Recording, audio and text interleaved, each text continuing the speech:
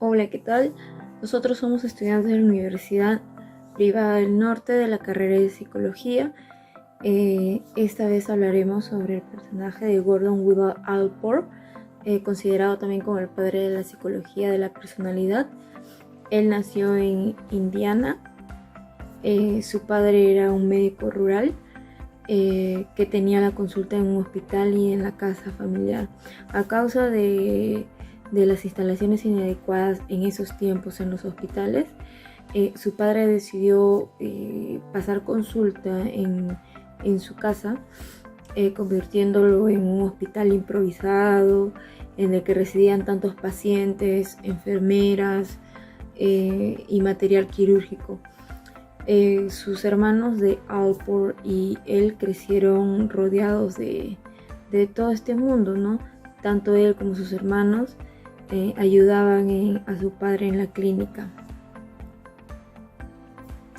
Su madre de Allport era una profesora de colegio que se esforzó en fomentar sus valores de desarrollo intelectual y religiosos a sus hijos. Uno de los biógrafos afirma que Allport creció no solo en la religión protestante, sino también en la ética del trabajo protestante que dominaba en su casa. Los biógrafos describen a Allport como un chico tímido y estudioso que tuvo una niñez bastante aislada. Como adolescente, Allport desarrolló y dirigió su propio negocio de imprenta mientras trabajaba como un editor en un periódico del instituto. En 1915 se graduó segundo en su clase en el Instituto Glenville a la edad de 18 años. Consiguió una beca que se permitió acceder a la Universidad de Harvard. Mudarse a Harvard fue una dura transición para Allport por los valores morales y el clima que eran muy distintos a los que él había crecido en su casa. Aún así, en 1919 consiguió su diploma en filosofía y economía.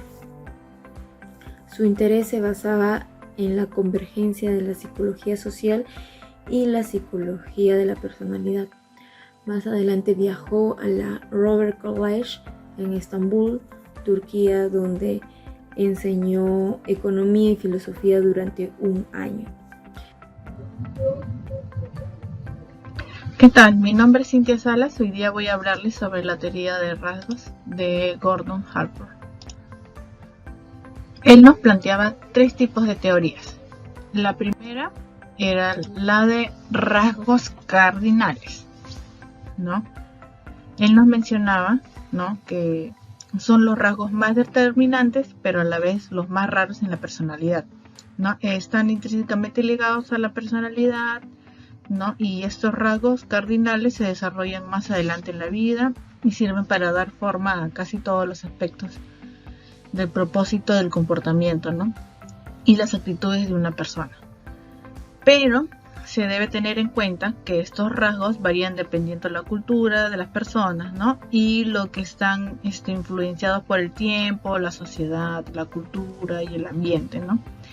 Y mencionaba también que estos rasgos, una persona solamente podría tener uno o dos rasgos cardinales, ¿no?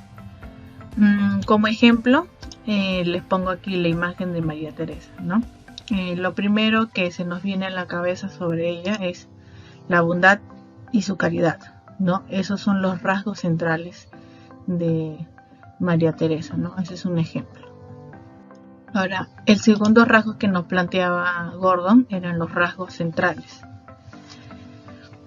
En este caso, los rasgos centrales nos mencionaba Gordon, que son los más comunes, ¿no?, y que sirven como elementos básicos de la personalidad, ¿no?, de la mayoría de los individuos. Por ejemplo, si pensamos en los términos principales que podríamos describir y dar carácter de una persona, estos son los rasgos centrales, ¿no? Por ejemplo, si nos describimos, o si yo me podría describir, ¿no? Por ejemplo, yo me considero una persona solidaria, amable, sincera, empática, amigable y sociable. Para Gordon, nos mencionaba que estos rasgos centrales son justamente estas características que una persona podía tener, ¿no? Y decía que una persona podría tener entre 5 a 10 rasgos centrales. El último rasgo que nos mencionaba Gordon son los rasgos secundarios, ¿no? Estos nos mencionaba que estos están relacionados con actitudes y preferencias, ¿no? Y aunque no ejercen un efecto tan dominante como los dos anteriores,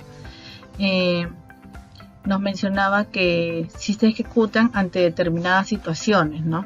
De forma discreta y inconsciente también, ¿no? Un ejemplo era esto, ¿no? Por ejemplo, nos mencionaba que una persona suele ser despreocupada, ¿no? Pero puede tener un peor humor cuando se siente bajo mucha presión, ¿no? Entonces, en ese cambio de actitud es un rasgo secundario, ¿no? Por eso ponemos ahí una carita feliz y pasa, digamos, a estar malhumorado, ¿no? Eso es un pequeño ejemplo para que podamos entender sobre los rasgos. Gracias.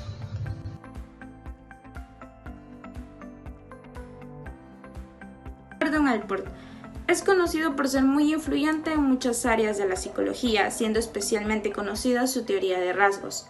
Esta teoría determina que cada humano posee cientos de rasgos. De hecho, clasificó alrededor de 4.500 palabras que definen una persona y las agrupó en 3 niveles, como rasgo central, rasgo cardinal y rasgo secundario.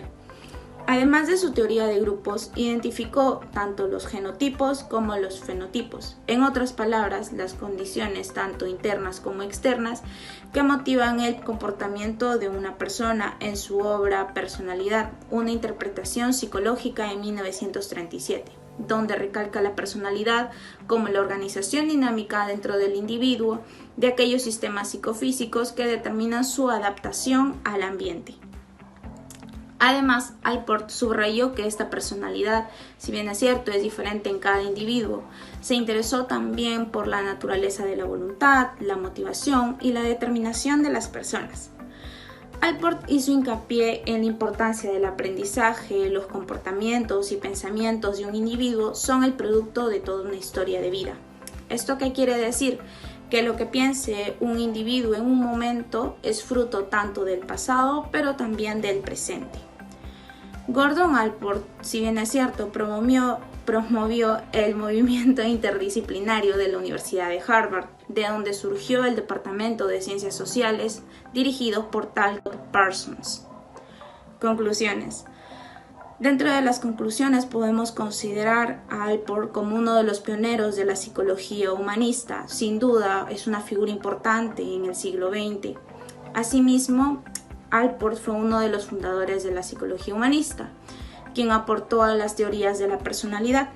Se logró comprender, gracias a que la teoría de rasgos, conociendo a uno de sus autores, sus postulados y los problemas que presentan dicha teoría. La teoría de rasgos, si bien es cierto, intenta establecer rasgos de la personalidad, tanto como crear una tipiología. Por otro lado, la teoría de la personalidad ha sido considerada como una de las primeras teorías humanistas por su concepción del ser humano como un ente autónomo.